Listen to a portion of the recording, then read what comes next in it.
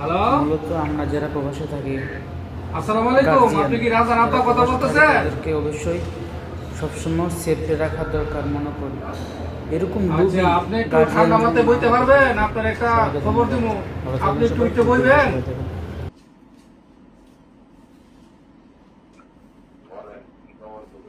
আপনি সুস্থ আছেন? খবরটা দিলে সহ্য করতে পারবেন?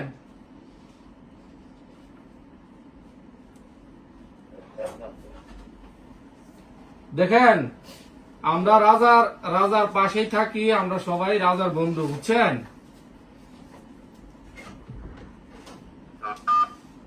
আপনি আমার কথাটা ঠান্ডা মাথায় শুনতে পারবেন?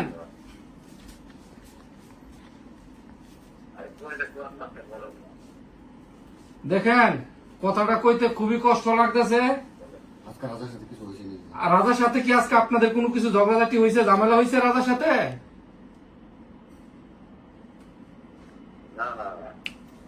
না না, মিশা কথা কয়েন না। কিছু একটা তো হয়েছে, মনে কিছু একটা হয়েছে।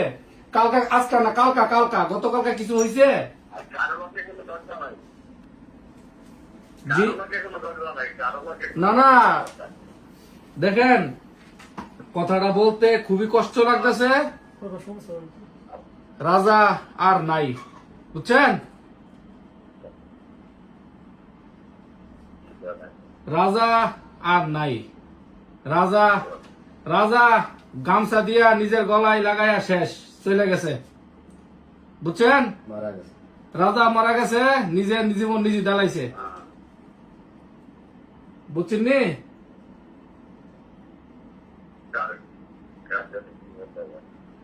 আপনি আমার কথা বুঝতে পারতেছেন? রাজা আর নাই।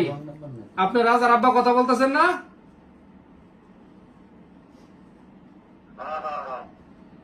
আচ্ছা, এখন আর রাজা, এখন জি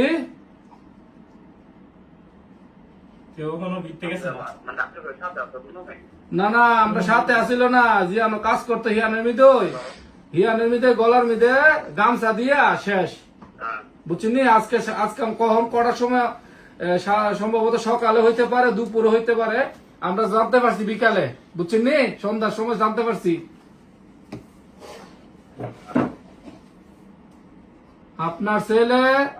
আপনার ছেলে বিদেশের মিদে মারা গেছে, এখন বুঝতে পারছেন?